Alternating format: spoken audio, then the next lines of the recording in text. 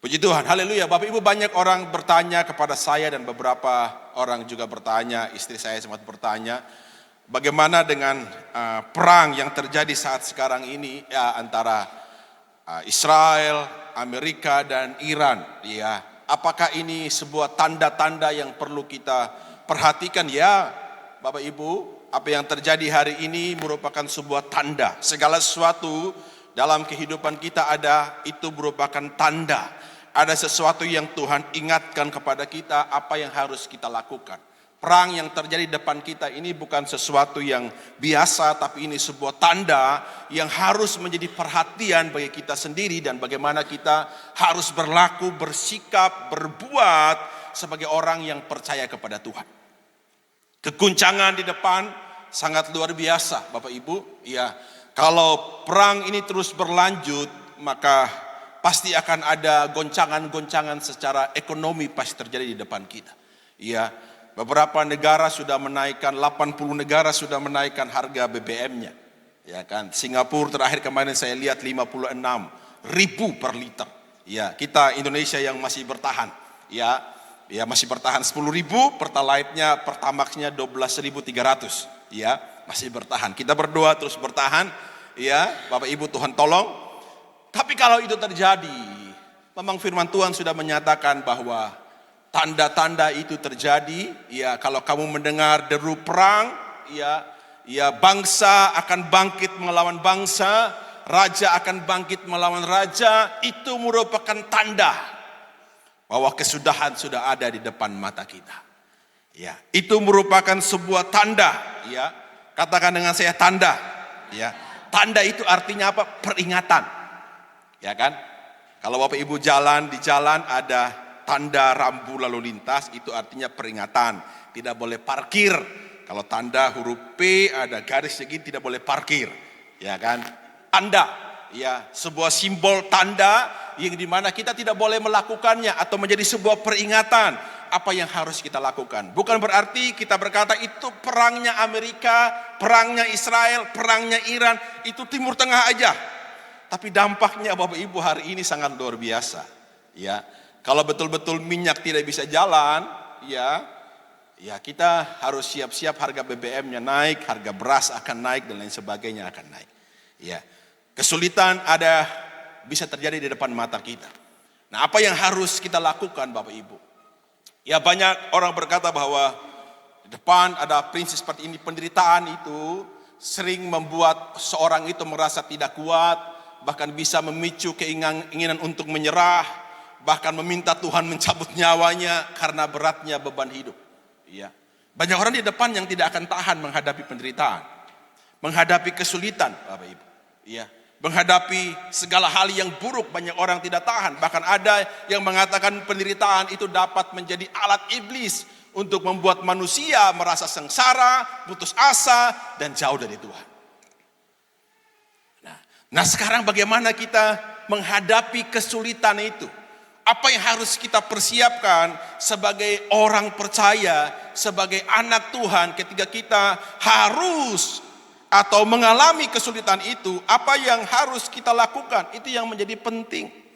Ya, kita tidak bisa, sekali lagi saya ulang katakan dari mimbar ini, kita tidak bisa pergi ke Iran sana dan membuka Selat Hormuz itu supaya laut itu, supaya kapal bisa jalan. Kita nggak bisa lakukan apa-apa. Kita nggak bisa kirim TNI, kirim Ray di sana sebagai tentara nasional Indonesia. Pergi Ray, kamu angkat senjata perang, nggak bisa Bapak Ibu. Ya, belum sampai di sana di Bapak Ibu dia sudah pulang duluan. Ya, nggak bisa. Kita nggak bisa berbuat apa-apa. Apa yang kita lakukan? Ya, Yesus mengatakan ini Bapak Ibu. Ya, dikatakan mari kita baca sama-sama 1, 2, 3. Jawab Yesus kepada mereka, waspadalah supaya jangan ada orang yang menyesatkan kamu. Sekali lagi kita baca 1, 2, 3.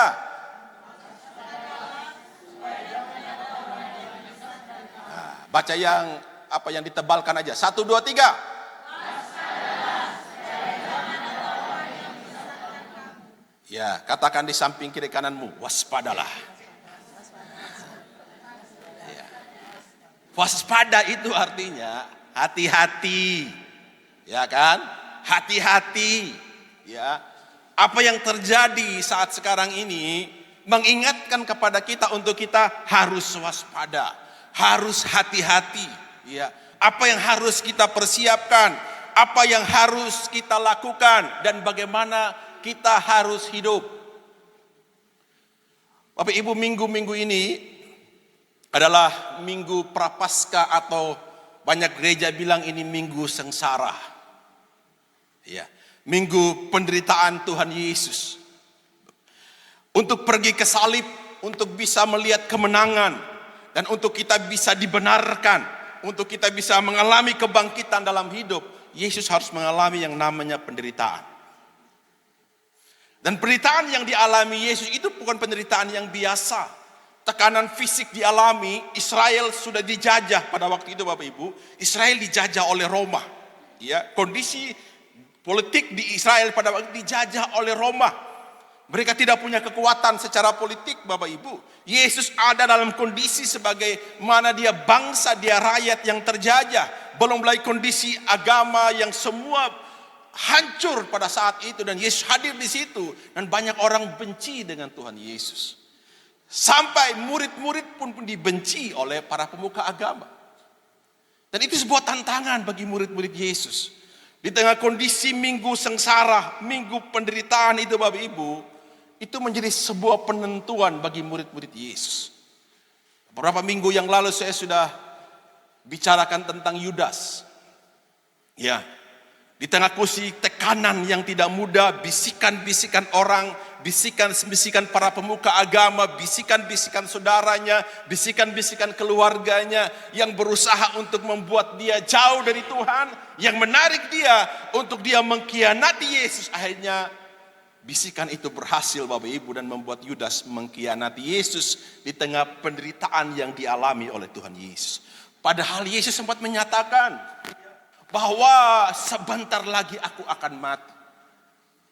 Tapi karena kuatnya goncangan, kuatnya bisikan, kuatnya tarikan dari dunia, yang akhirnya dipakai oleh iblis untuk merebut hati Yudas, dan akhirnya Yudas mengkhianati Yesus. Bapak Ibu, penderitaan itu bisa membawa kita sebuah ujung. Apa kita tetap setia ikut Tuhan, atau kita kompromi dengan dunia. Di depan kita kesulitan ada. Kita bilang, ya udah Pak Pendeta, bisa asal saya bisa makan aja. Menghalalkan segala hal. Iya kan?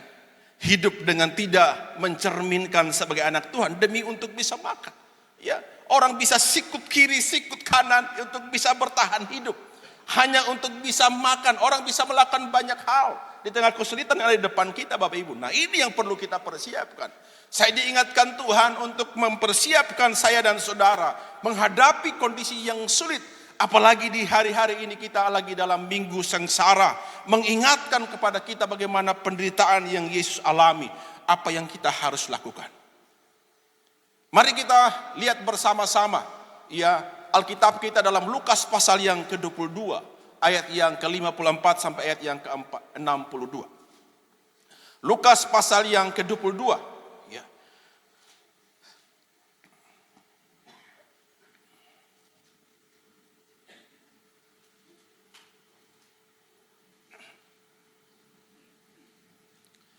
Buka dengan saya Lukas pasal yang ke-22 ayat yang ke-54 sampai ayat yang ke-62.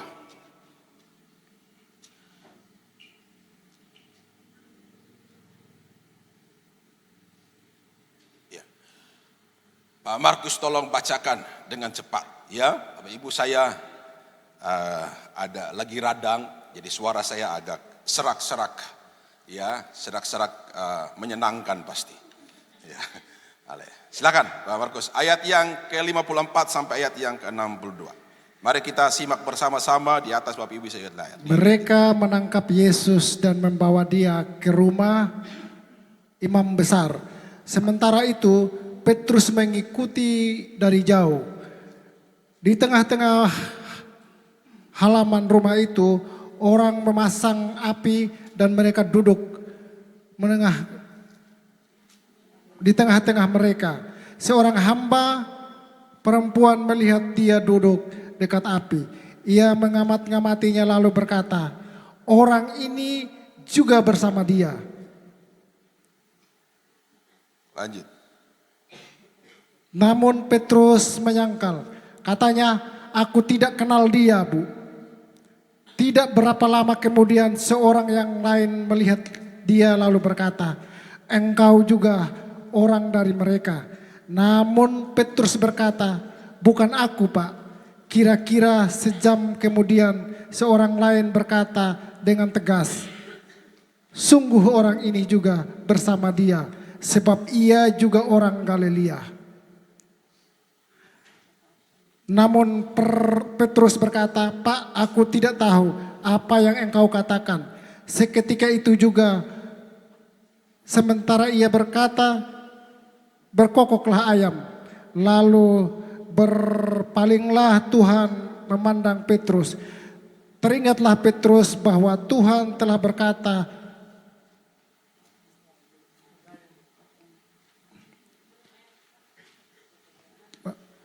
sebelum ayam berkokok pada hari ini, engkau telah 3 kali menyangkal aku. Ia pun pergi keluar dan menangis dengan sedih. Amin. Bapak, ini kita tahu semua kisah ini bagaimana Petrus yang akhirnya menyangkal Yesus. Bapak Ibu, Petrus sebelumnya dia bernama Simon. Ya. Apa arti Simon itu? Simon itu artinya bulu yang terkulai. Ya. Simon itu nama lamanya yang diberikan oleh orang tuanya, yang artinya bulu yang terkulai. Tapi ketika Yesus bertemu dengan Simon dan dia membawa Simon untuk menjadi muridnya, Simon diganti namanya menjadi Petrus atau Petra yang berarti batu karang. Arti Tuhan bilang kepada Petrus, dulu kamu lemah, dulu kamu tidak berdaya, dulu kamu seperti bulu yang terkulai, tapi hari ini kamu harus menjadi seperti batu karang yang kuat. Dan benar Bapak Ibu, dia ada di tengah-tengah murid-murid itu, 12 para rasul itu, dia menjadi orang yang sangat kuat. Dia bicaranya keras, bicaranya tegas. Sampai suatu saat ya dia bicara kepada Tuhan, ya tidak boleh ada yang membunuh engkau. Kalau ada akan berhadapan dengan saya. Ya, bahkan memang dia menghunuskan pedangnya ketika prajurit-prajurit Romawi itu menangkap Yesus di Taman Getsemani. Dia memutuskan salah satu telinga dari prajurit itu, Bapak Ibu. Apa yang terjadi dalam perjalanan ketika Yesus mengalami siksaan yang hebat, Yesus mengalami olokan, hinaan, tantangan, dan kondisi yang tidak mudah pada waktu itu. Banyak orang meneriakkan salibkan dia, salibkan dia, salibkan dia. Bahkan murid-murid yang ada di Taman Getsemani itu lari semua meninggalkan Yesus. Bahkan kalau saudara baca di Injil Markus, salah satu Markus, dia bukan murid rasul, tapi dia sering mengikuti Yesus. Dia mencatat dalam Injil Markus, saudara, dia menyatakan dirinya karena dia ikut sembunyi-sembunyi pada waktu itu dia lagi pakai kain. Karena saking takutnya, dia buang kainnya dan mengatakan salah satu dari mereka itu lari sambil telanjang karena takutnya. Kondisi pada waktu itu tidak mudah.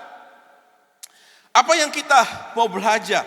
Ya, karena saudara, kisah Petrus menyangkal Yesus ini bukan sekedar cerita kegagalan. Ini adalah cermin bagi kita semua di tengah kondisi yang tidak mudah hari ini. Di tengah hal-hal yang mungkin sulit di depan kita. Mari kita jadikan apa yang terjadi dengan Petrus, apa yang kita baca kisah ini menjadi sebuah cermin bagi kita untuk kita melihat hidup kita. Jangan sampai di tengah penderitaan yang terjadi ini, di tengah kesulitan yang terjadi, kita menjadi bagian dari orang yang akhirnya juga tidak setia kepada Tuhan. Ya. Karena jujur saja, kita mungkin tidak menyangkal dengan kata-kata. Jujur saja. Mungkin kita tidak bilang, oh saya tidak kenal Tuhan Yesus. Mungkin kita tidak akan lakukan itu. Kita mungkin tidak sama dengan Petrus dan kita akan menyangkal, maaf saya tidak mau kenal Tuhan Yesus lagi. Mungkin saja kita tidak lakukan. Tapi kita bisa menyangkal lewat sikap, lewat pilihan, bahkan bisa lewat cara hidup kita. Saudara, mungkin kita tidak mungkin berkata-kata. Dengan berkata kita menyangkal Yesus dan mengatakan maaf saya tidak kenal Yesus. Tapi sikap kita, perbuatan kita, pilihan kita, cara hidup kita bisa mencerminkan bahwa kita hidup sebagai orang yang menyangkal Yesus. Kita menyangkal apa? Menyangkal kebaikannya.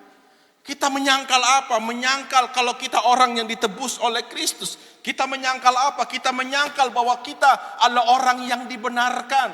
Kita menyangkal apa? Kita menyangkal bahwa kita telah ditebus dengan darah yang mahal. Cara hidup kita tidak menunjukkan bahwa kita orang yang telah ditebus oleh Kristus Yesus. Cara hidup kita tidak mencerminkan sebagaimana orang yang menerima kasih Tuhan.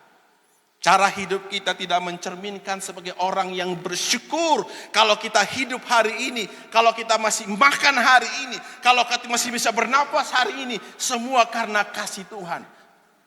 Cara hidup kita bukan cara hidup yang bersyukur. Itu sama seperti Petrus, saudara. Itu yang kita mau belajar hari ini. Ya, bagaimana kita menghadapi kondisi di depan. Apa yang harus kita lakukan. Namun kabar baiknya saudara, kegagalan bukan akhir. Karena jika kita kembali kepada kasih Tuhan, kita akan melihat kebaikan Tuhan dalam hidup kita. Tuhan tidak pernah menghakimi Petrus. Tuhan tidak pernah menyalah-nyalahkan Petrus. Walaupun dia sudah memperingatkan Petrus sebelum kejadian itu. Tapi ketika Petrus sudah melakukan, Tuhan tidak menghakiminya. Tuhan hanya menunggu apakah Petrus mau sadar atau tidak. Bapak Ibu, mungkin kita melakukan hal yang salah. Perbuatan kita tidak mencerminkan sebagai anak Tuhan. Perbuatan kita tidak mencerminkan sebagai orang yang hidup dalam kebenaran firman Tuhan. Hari ini ada kesempatan bagi kita untuk kita belajar bersama-sama. Amin. Bagaimana kita harus hidup, bagaimana kita harus menghadapinya. Nah, hari ini kita belajar dari Petrus. Kenapa Petrus sampai akhirnya menyangkali Yesus, sudah. Mari kita baca ayat yang ke-54. Ya, ayat yang ke-54. Ya, Pak Markus baca ayat yang ke-54. Ya. Lalu Yesus ditangkap dan dibawa di tempat itu. Ia digiring ke rumah imam besar dan Petrus mengikut dari jauh. Dikatakan dan Petrus mengikut dari jauh. Bapak Ibu, Petrus mengikut dari jauh. Setelah Yesus ditangkap, Petrus tetap mengikuti Yesus. Ini menunjukkan dia masih peduli. Ini menunjukkan dia tidak sepenuhnya meninggalkan Yesus. Karena dia mengikut dari jauh. Nah, tapi ada yang menjadi masalah besar. Dia memang masih mau ikut Yesus. Dia memang ikut Yesus dari belakang. Tapi menjadi masalah besarnya, ia mengikutinya dari jauh. Kenapa dia ngikut dari jauh? Kenapa dia ikut dari jauh? Supaya tidak ketahuan. Ya. Dia ikut dari jauh supaya tidak ketahuan. Ya, saudara, kalau kita paham, ya, mengikut dari jauh ini adalah kondisi di mana gambaran dari orang Kristen yang masih percaya Yesus. Ya, saya percaya Yesus. Kamu ke gereja? Ya, saya masih ke gereja. Tapi tidak sungguh-sungguh. Ini gambaran dari Petrus. Dia mau ikut, tapi dari jauh saja. Iya kan? Lihat-lihat keadaan dulu. Lihat-lihat kondisi dulu. Kalau lagi baik-baik, saya mau dekat. Tapi kalau sulit, kondisi berbahaya, saya jauh dulu. Nah, ini gambaran, jangan sampai kita menjadi orang Kristen yang seperti itu. Kita ngomong, saya orang Kristen. Saya percaya kepada Yesus. Tapi kita ikut Tuhan dari jauh. Apa artinya, saudara? Ya, kita mungkin masih datang beribadah, tapi hati kita jauh dari Tuhan. Ya. Kita datang beribadah ya karena saya orang Kristen. Kalau saya Orang Muslim kan saya nggak datang ke gereja. Tapi karena saya sudah lahir dari Kristen, saya sudah percaya Yesus, saya datang ke gereja. Tapi hatinya tidak kepada Tuhan. Nah ini yang disebut dengan ikut dari jauh. Jangan sampai kita menjadi Kristen yang ikut Yesus dari jauh. Tuhan itu mau kita dekat dengannya. Amin. Tuhan mau kita dekat dengannya. Tapi Petrus, inilah sesuatu hal yang Bapak Ibu, penderitaan, kesulitan itu menjadi tantangan bagi kita. Apa kita mau memutuskan untuk dekat dengan Tuhan, atau kita memutuskan untuk jauh dari Tuhan dan mengambil langkah yang lain. Salah satunya lah mencari aman. Ya kan? Gak apa-apa tipu-tipu dikit. Ya, saya percaya Yesus, gak apa-apa tipu-tipu dikit. Ya kan? Tapi ngomong saya percaya Yesus, tapi tipu-tipu dikit. Kamu percaya Yesus? Ya, saya percaya Yesus. Tapi boleh selingkuh-selingkuh dikit. Iya. Percaya Yesus, iya percaya Yesus. Tapi boleh nonton porno dikit-dikit. Nah ini yang berbahaya Bapak Ibu. Ngomong percaya Yesus, ngomong jadi orang Kristen, tapi hatinya tidak mencerminkan, perbuatannya tidak mencerminkan sebagai orang yang percaya kepada Yesus. Inilah ya satu tantangan bagi kita di depan ke sana. Ketika kesulitan ada, kita gampang goyah karena kita jauh dari Tuhan. Amin. Saya bicara ini bukan hanya untuk saudara, bicara untuk Samuel juga di depan ini. Karena saya juga masih manusia, saudara. Yang masih punya perasaan, masih punya keinginan, masih punya kebutuhan, masih punya mata, masih punya tangan, masih punya pikiran, masih punya perasaan, masih punya kemauan. Ini sebuah tantangan bagi kita. Apa kita mau kompromi atau kita mau sungguh-sungguh dengan Tuhan? Atau kita mau jujur dengan Tuhan atau kita tidak mau jujur dengan Tuhan? Mari kita belajar Bapak Ibu. Tantangan bagi kita di depan. Tuhan, tanda-tanda ini mendekatkan kita bahwa Tuhan sudah semakin dekat. Karena Tuhan menemukan, bukan Tuhan menemukan siapa yang percaya kepadanya, lagi Tuhan menemukan siapa yang setia kepadanya. Mari kita belajar menjadi orang Kristen, orang percaya yang sungguh-sungguh. Ketika kita menjaga jarak dengan Tuhan, itu paling berbahaya Bapak Ibu. Paling berbahaya. Makanya apa yang kita mau belajar? Banyak orang jatuh bukan karena meninggalkan Tuhan sepenuhnya, dengarkan, tapi karena menjaga jarak dengan Tuhan. Hati-hati, iblis paling suka yang kayak gitu. Kalau orang yang sudah meninggalkan Tuhan, dia sudah temannya iblis, ngapain lagi iblis goda? Ya kan? Orang yang sudah meninggalkan Tuhan, iblis tidak peduli kan, dia sudah menjadi bagiannya. Tapi iblis mencari orang yang mau ikut Tuhan, tapi dia jaga jarak dengan Tuhan, maka iblis masuk di tengah-tengah, saudara. Karena ada jarak.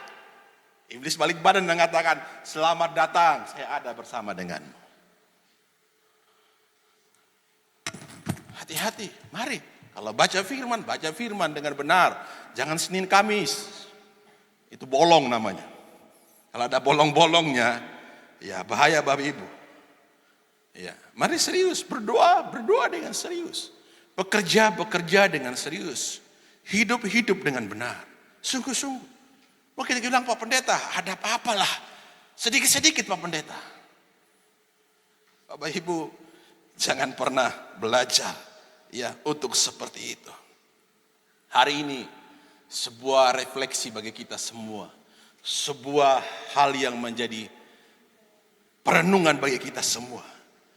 Seberapa dekat hidup kita hari ini dengan Tuhan? Tanyakan kepada dirimu. Seberapa dekat hidupmu dengan Tuhan hari? Kalau kita masih bermain-main, kita masih kompromi, kita masih hidup dengan tidak sungguh-sungguh, mari Bapak Ibu kita belajar perbaiki. Sekali lagi Tuhan tidak menghakimi. Mimbar ini tidak menghakimi saya dan saudara. Firman Tuhan ini tidak menghakimi saya dan saudara, tapi firman Tuhan ini mengasihi saya dan saudara, mengingatkan kepada kita bahwa Dia Tuhan yang mengasihi kita. Dia tidak mau jauh dari kita, Dia mau dekat dengan kita. Amin. Kasih tepuk tangan untuk Tuhan. Saya lihat wajah-wajah saudara tegang semua soalnya. Ya kan? Wajah-wajah saudara, aduh, kok kayak gini gak enak ya. Saudara, kita masih manusia. Ya, kita bisa lemah, kita bisa jatuh. Tapi firman Tuhan ini mengingatkan, kalaupun hari ini menegur saudara dengan tajam, terimalah itu. Bahwa itu untuk saya. Saya mau tunggu. Karena nanti di depan saudara akan ada perbedaan antara kambing dan domba, antara gandum dan ilalang. Yang kambing ditaruh di sebelah kanan, yang kambing ditaruh di sebelah kiri, yang domba di sebelah kanan. Gandum saudara, dia tetap tumbuh tapi ilalang dicabut. Gandum diambil, ilalang dibakar. Itulah penentuannya. Kita sama-sama Kristen mungkin. KTP kita Kristen. Nama kita bisa Samuel, Markus, Matius, Yohanes. Iya, untung nggak ada Roma, Kisah Para Rasul di sini. Kalaupun itu ada nama, mungkin ada nama Roma juga saudara, di tempat saya ada namanya Roma. Ya, iya namanya Roma, ada Roma Irama, ya kan. Cuma nggak ada Kisah Para Rasul aja, ya kan. Ya, kita namanya Alkitab semua, tapi kita hidup jauh dari Tuhan. Mari kita belajar. Yang kedua Bapak Ibu, ayat yang ke-55. Markus baca ayat yang ke-55. Di tengah-tengah halaman rumah itu orang memasang api dan mereka duduk mengelilinginya. Petrus juga duduk di tengah-tengah mereka. Di mana Petrus duduk? Di tengah-tengah mereka. Di tengah-tengah siapa Petrus duduk? Di tengah-tengah orang yang membenci Yesus. Ya saja Bapak Ibu. Dia sudah ikut Yesus dari jauh. Dia ikut ngumpul di situ. Ya, lagi dingin, orang lagi bakar sesuatu mungkin, ya kan? Biasa kalau di tempat saya Bapak Ibu, ya, di daerah saya kalau bulan Juni, Juli itu musim dingin biasanya. Itu biasa bakar kayu di pinggir jalan, di mana biasanya tempat orang ngumpul-ngumpul di situ, ngumpul-ngumpul cerita, ya cerita-cerita Bapak Ibu, ceritanya jadi tidak benar. Ya saya dulu gitu Bapak Ibu, saking ceritanya, sudah ada api ini katanya. Teman saya bilang, sudah ada api, enaknya apa ya? Kurang ayam panggangnya katanya. Terus apa? Lihat kiri kanan, ada ayam di pohon. Ayam orang dicomot Bapak Ibu. Idul Pak Markus kayak gitu Bapak Ibu.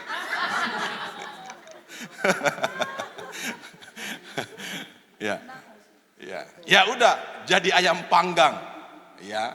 Tapi nyanyinya pakai gitar, ya nyanyinya ayam panggang milik orang, tapi nyanyinya saya mau ikut Yesus. Terus bilang bagi suara, merdu banget. Tapi ayam panggang milik tetangga.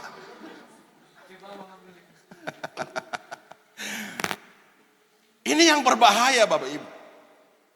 Petrus duduk di tengah-tengah mereka. Petrus masuk ke halaman imam besar dan duduk bersama dengan orang-orang yang memusuhi Yesus. Berikut, ia tidak hanya lagi jauh, tapi ia mulai menyesuaikan dirinya dengan lingkungan yang salah. Hati-hati Bapak Ibu ya. Ya, jangan sampai ya kita sudah jauh, tapi kita kumpul dengan orang-orang yang membicarakan hal-hal yang buruk. Kita orang Kristen yang sudah tahu kebenaran, tapi kita kumpul dengan orang-orang yang membicarakan gosip-gosip yang tidak benar. Ini bukan kita membawa kita dekat dengan Tuhan, membawa kita semakin jauh dengan Tuhan. Kita kumpul dengan orang-orang yang sakit hati, akhirnya kita juga menjadi bagian dari orang yang sakit hati. Kita kumpul dengan orang-orang yang pahit hati, akhirnya kita juga menjadi bagian dari orang yang pahit hati. Itu yang dialami oleh Petrus. Dia sudah tertekan. Ya kan? Tapi dia masuk di tengah-tengah orang yang dia tahu persis orang-orang ini membenci Yesus. Bukan Petrus tidak tahu. Bukan Petrus karena kebetulan dia lagi bingung, dia lagi putus asa, dia ikut gabung aja. Dia tahu orang-orang inilah yang meneriakan, salibkan Yesus. Orang-orang ini yang meneriakan dia harus dihukum mati. Orang-orang inilah yang bersaksi dusta di depan mahkamah agama, yang kumpul di situ. Dan yang lebih sadisnya, dia ada di tengah-tengah mereka. Artinya Bapak Ibu, bukan di situ jaraknya, bukan di sini, tapi dia duduk. Kalau lagi duduk, dia duduk langsung di samping. Ini yang paling berbahaya. Mari Bapak Ibu, di tengah kondisi yang tidak mudah ini, pilihlah dengan siapa kita bergaul. Amin. Pilih dengan siapa kita berteman. Pilih dengan siapa saudara sharing, berbicara, cerita, curhat. Jangan sampai kita sudah sakit hati tambah sakit hati. Ya kan? Yang sebelumnya kita tidak dengarin orang omong itu, tapi karena kita ketemu dengan orang yang suka ngomongin orang, kita ngomongin, iya loh, kamu diomongin loh sama dia. Padahal kita nggak tahu, hanya kita tahu. Yang kita awalnya sudah sakit hati dengan si A, si B lagi ngomong kita sakit hati lagi dengan si B. Ketemu lagi teman kita yang satu, kamu tahu nggak, si C itu diam-diam nusuk kamu dari belakang. Siapa lagi si A, si B, si C, sudah kita kesal, kita sakit hati. Jadi bayangkan saudara pikirkan 3 orang.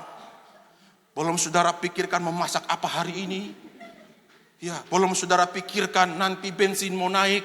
Saudara pikirkan lagi 3 kerutu ini yang membicarakan nama saudara. Iya kan? Saudara bilang kok menderitanya enggak ini, kok menderitanya sampai ke dalam hati sih. Hati-hati saudara. Makanya ini yang terjadi. Ya, apa yang kita mau maknai dari ini? Ini berbicara tentang apa? Tentang kompromi. Jangan sampai kita hidup kompromi ketika kita bergaul dengan orang-orang seperti itu supaya nyambung. Kan supaya nyambung ini kan. Orang ngomongin A supaya nyambung kan gak enak kalau kita diam. Nyambung, iya benar. Padahal kita tidak tahu, kita bilang iya benar. Iya benar sudah. Padahal kita gak ngerti. Kita gak tahu informasi itu, tapi supaya nyambung kita bilang iya benar.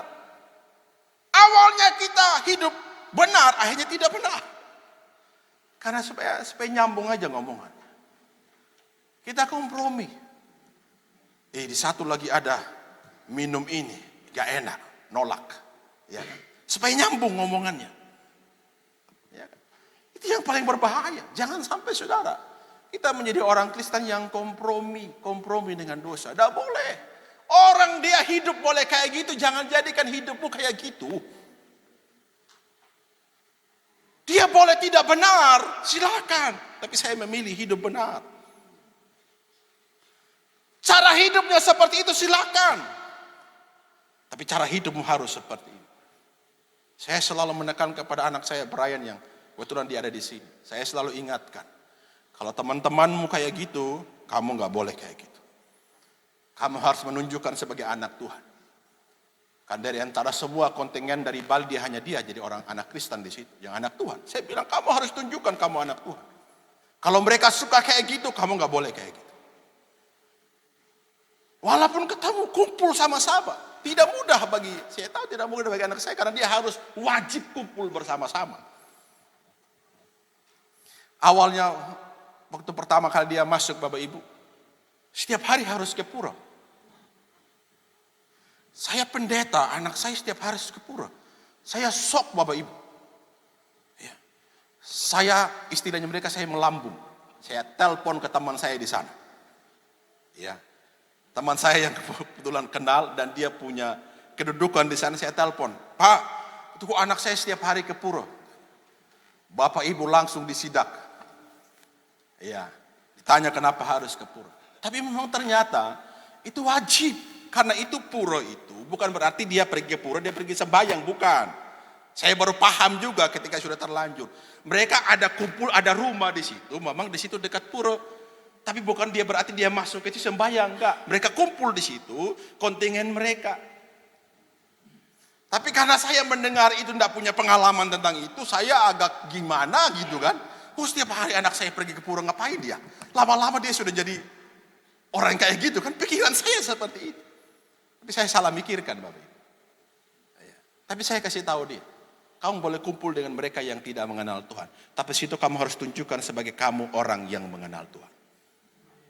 Gak mudah memang kan? Gak mudah. Tapi saya bilang jangan kompromi. Gak mudah, tapi mari kita belajar Bapak Ibu. Jangan sampai kita kompromi. Jangan sampai kita kompromi. Makanya penting untuk kita mengingatkan. Setiap hari kami ingatkan anak kami. Penting saudara kita diingatkan. Apa yang mengingatkan kita? Firman Tuhan. Bapak Ibu, saya bilang orang tua, jangan bosan-bosan ingatkan anak. Jangan bilang dia sudah besar Pak Pendeta. Tidak bisa Bapak Ibu. Sebelum dia nikah, walaupun dia sudah menikah, sebagai orang tua tetap ingatkan. Ya, kami punya orang tua. Mereka selalu ingatkan kami. Karena apa? Karena mereka mengasihi kami. Bukan berarti karena dia sudah nikah, terserah ada hal, ada porsi di mana. Iya, yang memang orang tua saya tidak ada di situ. Tapi ada porsi di mana sebagai orang tua melihat kami ada hal yang tidak benar, mereka mengingatkan, tapi nggak memaksakan. Iya, anak-anak muda jangan bantah ketika orang tua mengingatkan. Amin. Jangan bantah ketika ada orang yang lebih tua daripadamu mengingatkanmu. Kakak-kakakmu mengingatkanmu, dengarin. Karena itu menolong engkau untuk hidup benar. Amin. Mari, jangan sampai kita seperti itu. Kita kehilangan identitas. Petrus kehilangan identitasnya ketika dia kumpul bersama dengan orang-orang yang membenci Yesus. Ia ingin diterima oleh dunia, tapi tidak setia kepada Tuhan. Kita mau diterima oleh teman kita. Lingkungan kita bisa mempengaruhi keberanian iman kita, saudara. Apa yang kita mau lihat di sini dari apa yang Petrus ini terjadi? Saudara, kita belajar. Saat kita terlalu nyaman dengan dunia, iman kita akan menjadi lemah. Saudara, kalau kita terlalu nyaman dengan pergaulan kita, lama-lama iman kita menjadi lemah. Saudara pasti sudah punya pengalaman tentang itu. Iya, kita mulai takut terlihat berbeda. Bapak Ibu, kita takut dibilang kamu sok rohani, kamu sok suci. Jangan Bapak Ibu. Kita harus belajar menjadi garam dan terang. Amin. Katakan dengan saya, garam dan terang. Jangan sampai kita mulai menurunkan standar kebenaran kita. Jangan turunkan standar kebenaran. Kalau kamu setia, ya kamu setia. Kalau dia tidak setia, jangan ikut-ikut tidak setia. Setia. Ya, suami istri, ya berpasangan, setia dengan pasanganmu. Kalau kamu lihat orang lain, kok dia bisa tidak setia dikit ya? Saya bisa tidak setia dikit enggak? Kok bisa dia selingkuh sedikit, saya bisa ikut selingkuh sedikit enggak? Tapi memang enggak bisa. Setia itu enggak bisa ditawar. Amin. Pilih. Dia tidak setia, saya mau setia. Dia tidak mau benar, saya mau benar. Itu yang namanya tidak kompromi Bapak Ibu. Ya. Contoh yang paling nyata adalah kita diam saat harus kita menyatakan kebenaran. Ikut arus supaya tidak dikucilkan. Ya kan? Ikut arus supaya tidak dikucilkan kan? Ikut arus, kompromi. Jangan pernah Bapak Ibu. Jangan pernah melakukan hal seperti ini. Pertanyaan kita hari ini. Sekarang posisi kita ada di mana? Di mana kita duduk hari ini? Apa kita duduk di hadirat Tuhan? Atau kita duduk di bawah tekanan dunia saat sekarang ini? Kita tetap memilih ikut Tuhan atau kita memilih karena tekanan dunia? Pak Pendeta, tekanan pekerjaan saya seperti ini. Mau tidak mau Pak Pendeta. Pak Pendeta, tekanan ekonomi saat ini sulit. Mau tidak mau Pak Pendeta. Teman saya dia ambil sedikit Pak Pendeta, dan apa saya juga ambil sedikit Pak Pendeta.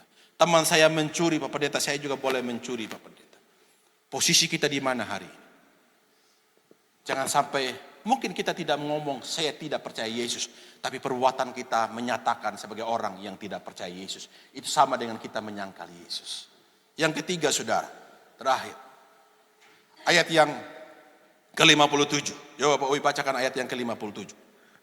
Tetapi Petrus menyangkal, katanya, bukan, aku tidak kenal dia. Bukan, aku tidak kenal dia. Penyangkalan Petrus yang pertama dikatakan apa? Aku tidak kenal dia. Itu mulai dari apa? Penolakan ringan. Ya. Aku tidak kenal dia kok. Berikutnya ayat yang ke-58. Tidak berapa lama kemudian seorang lain melihat dia lalu berkata, engkau juga seorang dari mereka. Tetapi Petrus berkata, bukan. Aku tidak. Yang pertama tadi mengatakan aku tidak mengenal dia. Yang kedua dia bilang bukan. Aku. Dia kasih pertahanan diri sudah. Dia bilang tadi ini tahap Bapak Ibu. Aku tidak kenal dia. Kemudian didesak lagi dia bilang bukan. Kemudian ayat yang ke-59 60 bacakan. Dan kira-kira sejam kemudian seorang lain berkata tegas, sungguh orang ini bersama-sama dengan dia, sebab ia juga orang Galilea. Tetapi Petrus berkata, bukan, aku tidak tahu apa yang engkau katakan. Sekali lagi, seketika itu juga, sementara ia berkata, berkokoklah ayam. Aku tidak tahu apa yang engkau katakan. Dia ada dalam total penyangkalan total. Dimulai dari apa saudara? Tahap yang pertama dia katakan aku tidak kenal dia. Yang kedua dia bilang bukan. Yang ketiga dia bilang aku tidak tahu apa yang kau katakan. Ini proses Bapak Ibu. Ini tahap yang kadang-kadang kita lalui. Kita bisa ada di sini. Iya, tidak apa-apa. Sedikit saja. Yang kemudian itu yang lain boleh kok. Yang ketiga, oke, gak apa-apa. Bisa kok diatur. Tapi Ibu hati-hati. Ya, dosa jarang terjadi sekaligus besar. Biasanya apa Bapak Ibu? Dimulai dari kompromi kecil. Kemudian lalu menjadi kebiasaan. Kemudian akhirnya menjadi kejatuhan. Dimulai dari kompromi kecil, kebiasaan, akhirnya jatuh. Jangan anggap remeh dengan dosa yang saudara bilang kecil itu. Jangan anggap remeh dengan hal yang kecil Bapak Ibu. Jangan anggap remeh dengan tawaran-tawaran yang membuat engkau jauh dari Tuhan. Mungkin sekali engkau mengatakan apa sekali-sekali Pak Pendeta. Tapi lama-lama saudara terbiasa. Kalau bilang kok ini enak ya. Lama-lama akhirnya saudara tinggal dan terikat dengan itu. Sama seperti orang yang kena narkoba kan. Lama-lama coba-coba aja. Kemudian apa? Kok enak ya? Akhirnya terikat, gak bisa melepaskan. Itulah dosa. Dosa itu menjerat kita. Bukan hanya menjerat, mengikat kita. Supaya tidak keluar dari itu. Dan itu cara iblis menghancurkan kita.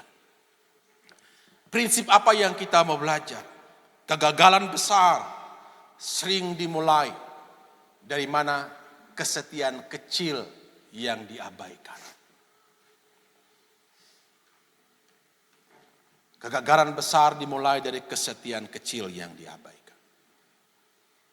Mari hari ini kita mau belajar bersama-sama. Apa yang Yesus lakukan saudara? Kalau kita baca ayat yang ke-61 Pak Ubi, ayat terakhir. Baca ayat ini. Lalu berpalinglah Tuhan memandang Petrus. Maka teringatlah Petrus bahwa Tuhan telah berkata kepadanya, sebelum ayam berkokok pada hari ini, engkau telah 3 kali menyangkal aku. Lalu ia pergi keluar dan menangis dengan sedihnya. Lalu berpalinglah Tuhan memandang Petrus. Artinya Bapak Ibu, Tuhan tidak membuang muka kepada Petrus karena dengar dia menyangkal. Tapi Tuhan bahkan melihat muka Petrus yang menyangkal dia. Artinya Tuhan bilang, Petrus enggak apa-apa. Saya ngerti Saya tahu apa yang menjadi persoalan. Kondisi ini memang tidak mudah. Tapi satu hal Petrus, Tuhan mengatakan, aku mengasihimu. Aku tetap mengasihimu. Hari ini Tuhan bicara kepada kita. Bahwa Tuhan mengasihi kita. Amin. Amin. Mari kita bangkit berdiri bersama-sama. Saya tutup dengan ayat ini Bapak Ibu. Dan bukan hanya itu saja, kita bermegah juga dalam kesengsaraan kita. Karena kita tahu bahwa kesengsaraan itu menimbulkan ketekunan. Dan ketekunan itu menimbulkan tahan uji. Dan tahan uji menimbulkan pengharapan. Dan pengharapan tidak mengecewakan. Karena kasih Allah dicurahkan ke dalam hati kita oleh Roh Kudus yang telah dikaruniakan kepada kita. Kesengsaraan, penderitaan itu bisa datang kapanpun. Tapi penderitaan itu harusnya membuat kita semakin tekun di dalam Tuhan. Semakin tekun, bahkan ketika kita tekun, kita akan tahan uji. Kesulitan boleh datang, tapi kita tetap berdiri sebagai orang yang percaya. Ketika kita tahan uji, kita tetap tekun dan tahan uji. Maka sudah dikatakan, maka tahan uji itu akan menimbulkan pengharapan. Dan pengharapan itu tidak pernah mengecewakan. Pengharapan apa? Pengharapan bahwa kita akan ada pertolongan Tuhan. Pengharapan apa? Kesulitan bisa ada. Harga BBM mungkin bisa naik. Harga segala sesuatu bisa naik. Tapi kita percaya. Kita punya pengharapan di dalam Tuhan. Bahwa Tuhan yang kita sembah, Tuhan yang mengasihi kita.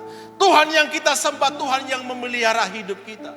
Tuhan selalu ingatkan kepada kita, lihat burung-burung di udara sana yang tidak pernah menabur dan tidak pernah menuai. Tuhan pelihara.